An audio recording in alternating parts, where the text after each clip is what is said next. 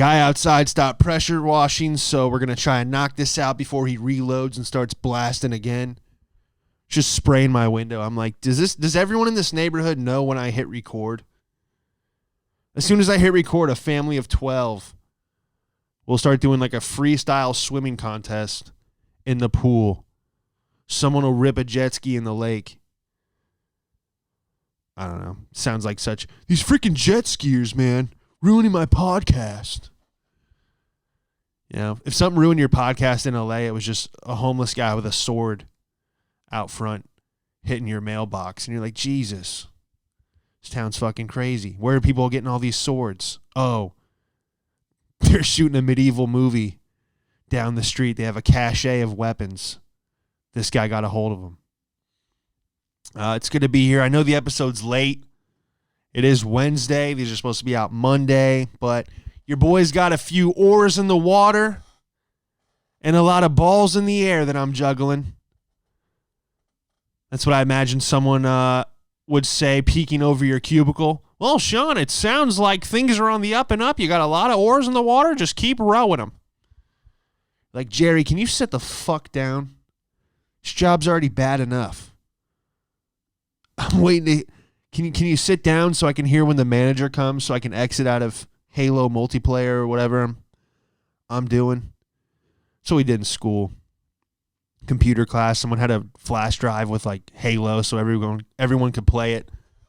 But if you sat in the first two rows, that if you wanted to get third or fourth row because then you could play Halo the whole class, the teacher wouldn't come around and be like, oh, you're not working on your Excel sheet.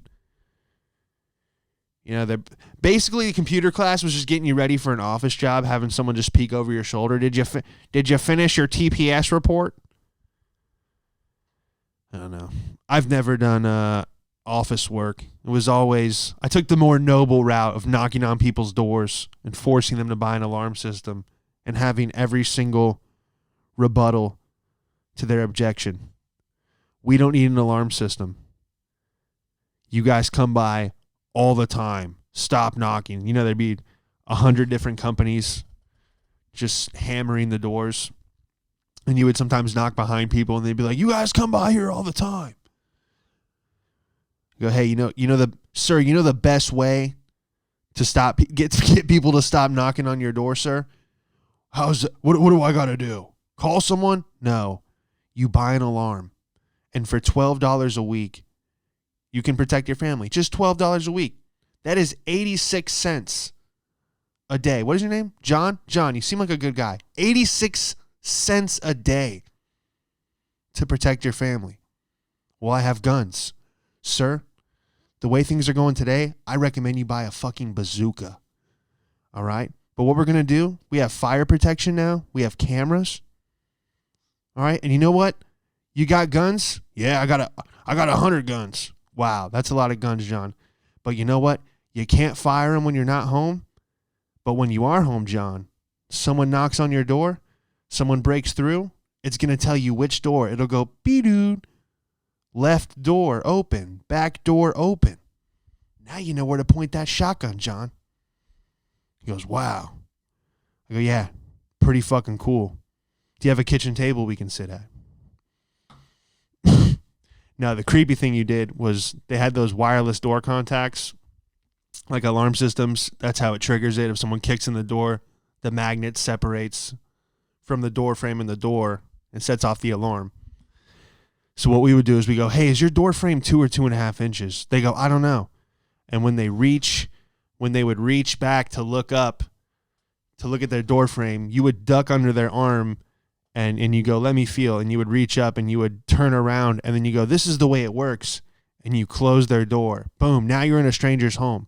And it's so awkward for them most of the time that you can just go, and then let me show you how we protect the back door. And you just start walking through their house. Yeah, that's balls. I'll bomb and stand up. I don't give a shit. But have you ever gotten into somebody's house like that and then became their best friend and then had that alarm drilled into their wall 15 minutes later? Our technician's right down the street finishing up your neighbor's job. What that means is he's at Applebee's getting absolutely hammered. And he'll be here soon. Oh, man. What a gig. No, I think I did work in an office. Well, not really an office, but it was a call center for Verizon. That was great. Receiving inbound calls and outbound calls. It was like, I think it was 11 an hour plus commission, but the commission was like some point system. I remember I sold like $1,000 worth of upgrades, phone cases, protection plans. I'm like, damn, I must have made like $200 today plus my hourly. They're like, no, you got 49 points. I'm like, what does that mean? They're like, it means we're going to fuck you and not pay you. You know, it was like the Chuck E. Cheese bullshit where they like convert the tickets into something. You know, you could have won the mini bike, but instead you have to pick like a chess set or a Rock'em Sock'em Robot. I don't know what they sell nowadays. You know when you're running out of tickets, remember that? You're like, let me get a couple Airheads. How many? Gum is 5 tickets? Fuck, you can't do 3? You're like negotiating with with some kid with acne. No, I can't do 3 tickets. They'll fire me. Oh, man. But yeah, good to be here. Yeah, the Verizon gig. That sucked. I thought I was like Wolf of Wall Street. Because I went from selling like solar panels and alarms, some higher ticket items, and now I'm like, yeah, I can get you a phone case for $13.99. What do you think? I'm sitting there, I'm smoking cigars on smoke break, like a total asshole. Didn't even have any money, wore a suit jacket. Everyone else was wearing hoodies and like pajama pants. There was no dress code there. Just a bunch of degenerates just answering calls all day. I think I no call, no show. That was like the only place where I just stopped going. It was just like a nightmare. Hey, we were listening to, this is the thing about the call centers, it was creepy. They'd have like a guy in the corner with headphones on, and he's just going through all the calls. He's making sure everyone's going like, yeah, and for $13.99 you can upgrade now. The phone will be shipped to your house. You don't even have to go into the store. And then he clicks over to your call and you're like, yeah, the towers fell at the speed of gravity. They want to turn in and listen to you spewing out truth. No. But yeah, we're back in studio. I'm using the handheld mic. I was almost gonna stand up, dude. I don't know. I think I should just do a podcast standing up. It just feels familiar, especially being in a closet. So fucking hot in here. But what are you gonna do? You know, you can't think of everything on a one-man show. You know, I'm thinking about, I got to get a good mic. I got to get this. I got to make sure I have the right software. Make sure there's enough memory on my phone. And then there's nobody to go, hey, what about air conditioning? You're going to get hot in there. I go, oh, you know what? I didn't think of that. So, well, we'll figure it out. I found out this week an important guy, on my comedy journey moved on. Now he's managing a comedy club in another dimension or whatever. That'd be so funny. You just keep doing the same thing in every dimension. I don't know how it works. Maybe you come back. Maybe you do go to hell. Maybe you do go to heaven. Who knows? You just kind of take all the information you can and I like the Indians. They're like, hey, the moon came over on a canoe. I go, you know what? Let's go back to that. Can we go back to that level of information? Can we throw all the phones into the water? I liked when no one had access because no one even uses the information. You know, you have all the information. I'm like, man, when I'm playing Xbox, I'm like, man, I should be researching quantum physics. And I'm like, who gives a shit? Just unlocked a new gun. But yeah, this guy passed, man. He was old. Yeah, he's managing a club in another dimension probably and denying people there because this guy was in charge of running the audition for late night spots at a comedy club called Comic Strip Live. He was a legend, apparently. You know, he's denied other big comics. Remember, I think Bill Burr got denied by him or something. A few other people. But yeah, late night spots. So I lived in Long Island at the time because I couldn't afford to live in the city right when I moved to New York. Because you're like, dude, moving to New York, it's like being a damn immigrant. You know, you don't know anyone. You just got to kind of find a place. That's like New York is like the most lonely place with the most people. It can be. You got to find your 3 people, even one person, and just fucking, that's like your squad member in the city. But dude, I remember like the first week probably in Manhattan, there was a sign, like those dog walking signs, like where you tear a little pre-cut strip off of the piece of paper that they put on like a phone pole. And it said like, please call, I need a friend. My name is Fred. And it had like all the little phone number strips. And I'm like, holy shit. The fuck did I get myself into? But yeah, what were we talking about? All right, yeah, so you got to audition for this late night spot, which late night is after the comedians everybody came to see go home, and then you come on and you continue the show until whenever they close, 2 a.m, and you just keep going up, and whoever, you just hope people are in the room. So I auditioned for this. It's already kind of a shitty gig, but it's great because it's just more stage time if people stay. And, so I'm in line with like 50, 60, 100 people. You got to get a date.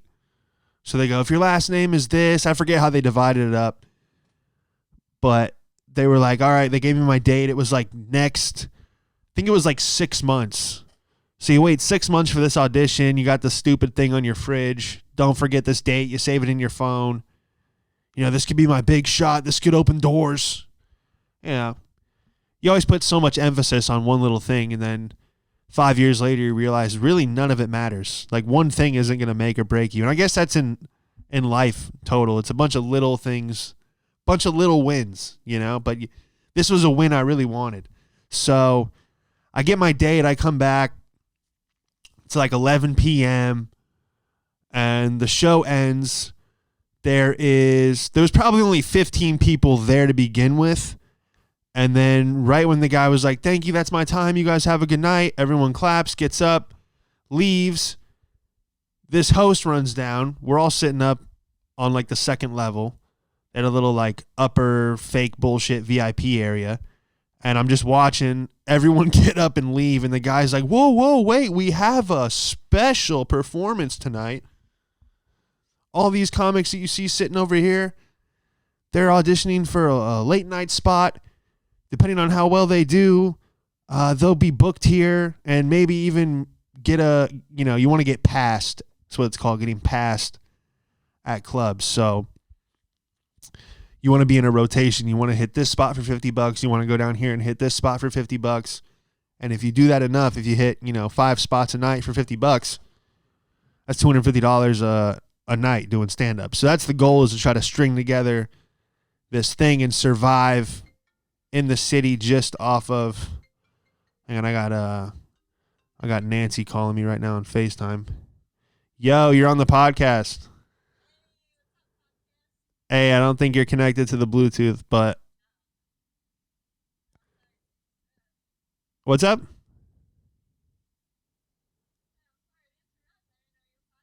Oh yeah, no, they were pressure washing outside, so like I had to wait. Yeah, but hey, are you good? All right, cool. I'll call you soon. All right, Nancy, everyone. I think we're gonna bring her back to the show. Maybe not mic'd up or whatever. I don't know. She's just like, hey, why don't I just jump back on the show? I'm like, please. I feel like I'm going fucking crazy sometimes in this hot ass closet by myself. But shit, dude. Just like the longest story ever. So, all right. So we're at the club. Everyone's leaving in the audience. And I'm like, hey, the guy's like, hey, we're about to do a late night spot. These comedians, they'd like to have perform in front of an audience. So I think like 4 people stayed. They're like, some of them are checking their phone. They're like, fuck, I got work tomorrow. I gotta, You know, half of them are tourists from other countries. Like, so you're probably performing to like one person who's barely paying attention.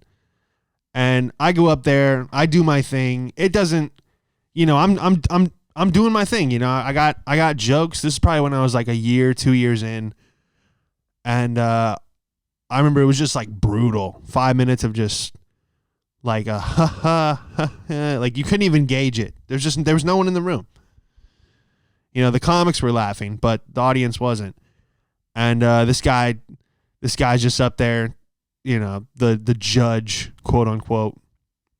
He's sitting there. He's writing like crazy. He's probably drawing a picture. He's probably drawing like a sea turtle or something. And I get off stage, and there's like the meeting. You wait. You see the one comic. He's talking to him. The guy leaves. Next. So I finally get up there. I'm sitting at the bar with this guy. It smells like cigarette. They're smoking cigarettes in there. They don't give a shit. You know, and he just looks me in my eye. He goes, "You got no material, kid. You just ain't. What was that? You got no material." That's what he said. And then he goes, "Maybe next year you come back and you got something for us, but right now we just can't pass you." And then he goes, "Next." And then I had to walk in the freezing fucking cold down to the train station, get on the subway, ride that for a half hour. You know, the whole time I'm just standing there. I'm watching like the homeless guy come in eating a pigeon, just going like, ah, you know, the whole thing. Someone's playing the congos or the bongos. You know, the other guy gets on, "Sorry to bother, sorry to interrupt you, but I'm hitting hard times, and if anybody could spare me some change." You know, you're running into all the New York characters, and I'm just sitting there in my head like, who the fuck does that? No material. Me with no material. I'm like, I got jokes, I got stuff. Fuck, who the fuck is this guy? You know? And I went home. It was like a 2-hour commute home. And and I get home and I just wrote. And that makes you better. But I'm just sitting here like, who the fuck does this guy think he is? And I found out last week that he died. And I'm thinking about finding where he's buried and doing 20 minutes. Just doing a tight 20 on his tombstone.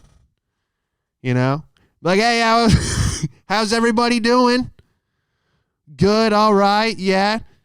What's the deal with seeing, you know, just do my whole act right on his grave, and then I'll pour 2 drinks out. That's the rule in the comedy club. You got to buy 2 drinks at the shows. That's how the place makes the money. They don't make any money off ticket sales. Most of that goes to the comedian. And yeah, so they don't give a shit about that. They're trying to sell alcohol. So yeah, I'll do my act on his grave and pour 2 drinks out as a tribute. You know, but that's the thing, man. Sometimes taking an L will make you a monster because you're like, oh, I got to work this, you know, that much harder. So yeah, what else, man? I was at this bodega spot. There's a strip like right by my house, a strip of stores. It's a Boost Mobile. They got a tacos, like a Mexican restaurant. They have a bar. It's like a rodeo bar is what it's called, but there's no door handle on the front. So someone in the bar has to like push the door open to let you in. You know, I don't know. I guess there's someone that's always in there. And then they have this bodega. And Chip always goes in there, man. He knows the guy. It's so funny, dude. They have, like, everyone's in the back drinking. The guy's chopping fish. He's boiling corn on the cob. This place sells everything. Piñatas, crosses, lawn care equipment, soap, toilet paper. Dude, he'll chop you a coconut and put a straw in it. It's just a crazy fucking place. And, dude, I'm 6'4". And everyone there, I swear to God, is up to like my belly button, maybe my nipples, you know, height-wise. And the lady was like pointing up. She's like, aquí. And I'm like, oh, you want me to take the cups off the shelf? I'm like working for them. You know, I'm like, you guys hiring? I'm cracking them up.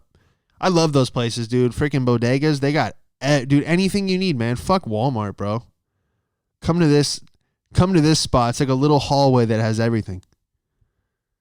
It's amazing. People are drinking right off the, just pulling it right out and unscrewing the cap. The guy's like, that's another $3. That's another $3, Javier. Oh, man. It was so funny.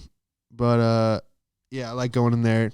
No one does it like the Mexicans, man. It's so funny. The whole parking lot is like, it's like pool cleaning trucks. You know, they have like the net and like the pool cleaning supplies. Then they have the lawn care truck. And then out of nowhere, there'll just be like an Audi R8 or like a new Porsche. And you're like, okay, that's the narco. So it's like you got the working man, and then you got the drug lord that goes there. It's so funny. He's over here collecting. He's providing the security for the whole strip. Yeah, man, no one does it like that, dude. Just so funny talking to those guys. You know, they're like, oh, I'm from Sinaloa. I'm like, oh, shit. Playing all the music, dancing. One kid was just walking around eating a whole loaf of bread. I'm like, this place is awesome. Got some elote, or however you say it. I haven't had that since L.A. A guy used to come by with a cart and go, pinkum, pinkum. And I'm like, what the hell is that? You go outside. Dude's putting mayo. I think it's mayo, cheese, and chili pepper on corn. It's like the greatest thing ever. Everything that you shouldn't eat in one bite. Just blow your stomach up. But, dude, it is phenomenal. I guess anything you slather mayonnaise on is pretty damn good. So yeah, I like going there. Definitely recommend it. And what else we got? Oh, I'm getting reported on Instagram for the latest video I put. I was in traffic for like 6 hours yesterday on I-4. It was a huge wreck. Probably a Jersey plate. People coming down here don't respect the left lane. The left lane is the fast lane. Get over. Okay? So I'm like, great, someone from Jersey or Pennsylvania came down and wrecked because they don't know the fucking rules, especially on I-4, most dangerous highway probably in the world, except for like, Fallujah or Afghanistan. I'm sure their highways have landmines, okay? But I-4, second dangerous. And spun out there a few times. Yeah, I had a Saturn. Some guy cut me off. I tapped the brakes and my whole back end came around. I did like a 900 across 4 lanes, and then I was just facing, everyone stopped, so I was just facing traffic. And then I just did a U-turn on the freeway and just went to dinner. You know, business as usual. Like that didn't happen. I think I called my dad because like I was meeting my sisters and my dad for dinner, and I was like, I just spun out on the highway. And he's like, all right, did you hit anything? And I was like, no. He's like, okay, see you in 15 minutes. And then I don't think he grasped the concept. I remember like 2 years later, I explained the story again. He's like, holy shit, you really? I'm like, yeah. Why do you think my fucking fork was shaking? You think I developed Parkinson's in 15 minutes? No, I almost died. Especially the Saturn. I bought it from a used car lot in Bradenton, one of those places where they have like 4 cars. You know, you have 4 cars to choose from. I chose the 2003 Saturn because my buddy had one, and he's like, dude, it's great on gas. There's literally no problems. I go, yeah, the only problem is the door is plastic. The guy, he's like, my friend, look. And he's just pushing the door in with his foot. He's just mashing it all the way in, and then kakak, it comes back out. He pushes it in again. Let's go. Kakak. Door comes out again. He's like, it's plastic. It doesn't dent. I go, oh, good. Oh, good. You'll be pronounced dead at the scene. Great. I won't survive the helicopter ride and then later be pronounced.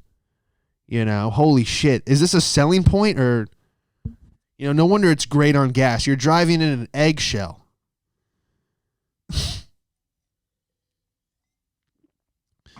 What else we got, man?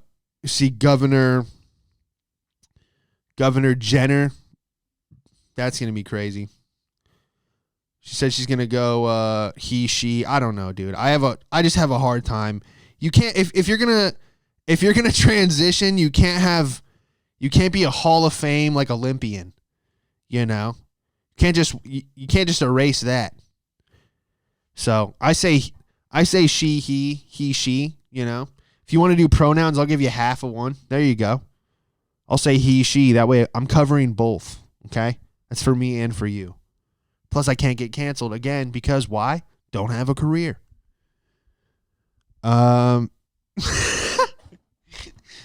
Something beautiful about being not at the bottom. I wouldn't say I'm at the bottom, but I'm definitely not at the top, you know? It's like we're not in the penthouse yet, but we got a good view of the ocean. Let's just say that.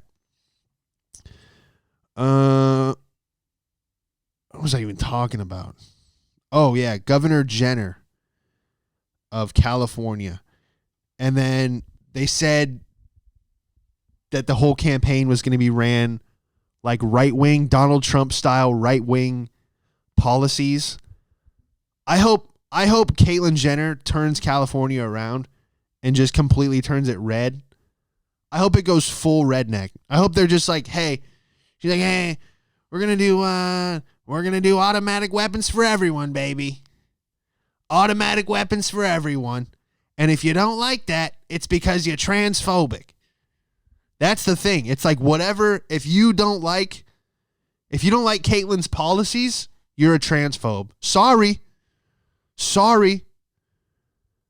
You don't want me to have a grenade launcher? Sorry. You're a transphobe. Okay? People will drive down the street with turrets on their car and be like, "Hey, it's Governor Jenner." I mean, are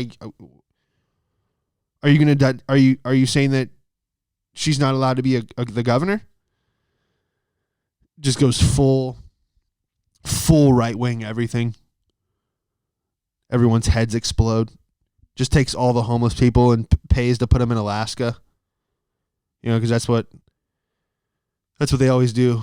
Poor fucking homeless man. They're like, hey, can you get out of here? That happened just like during the Oscars. They relocated all the homeless. They're like, we're gonna take all your stuff, whatever. Isn't that fucked up? Whatever you have left, we're gonna take your 14-year-old flip flops and your tarp that you sleep under if you don't clear the way so we can film the Oscars, which tanked. I think it got below 50% viewership than it did last year. It's fucking awesome. They're not even making movies anymore. Everything sucks movie-wise. I'm like digging through old series if I have time to watch something. I'm like, dude, it's like newly released. I'm like, this is ass. I remember the other night, Nancy was like, do you want to watch this? It's about a guy that does this. We're just reading descriptions, you know.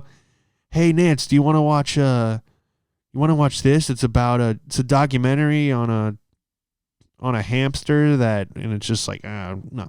You just read the description out loud. You're like, never mind, this is dog shit. What was I even talking about? Dude, damn. Yeah, Governor Jenner. That's what we were talking about. Dude, holy shit. This is why I got to stand up, dude. I don't sit down on... I don't even sit down on stage because the energy, something about it. Maybe it's a blood flow. Maybe the blood doesn't flow to the brain when I'm sitting down.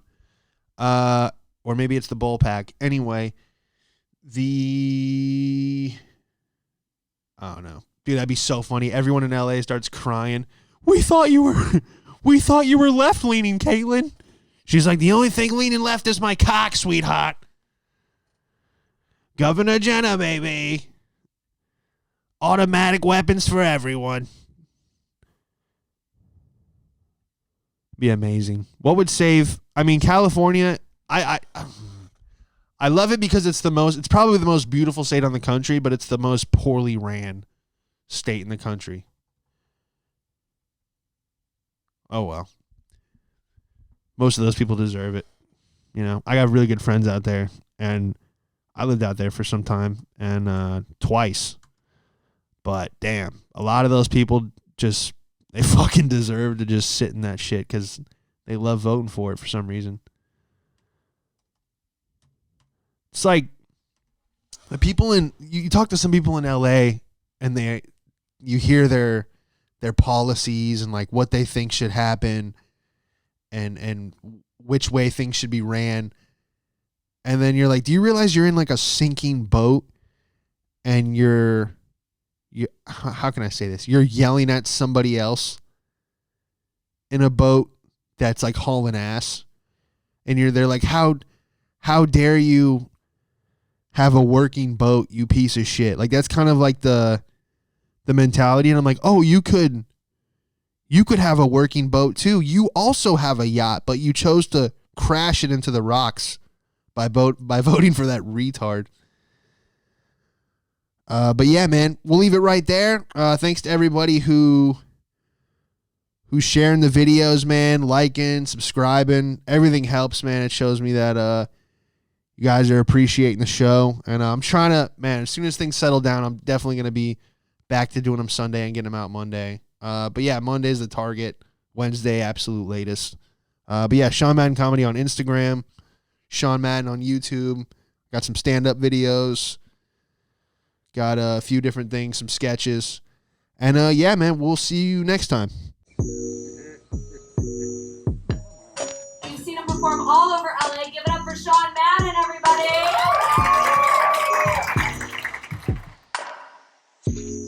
What have we got here? A fucking comedian. This show's not gonna go well. Gotta let it fly.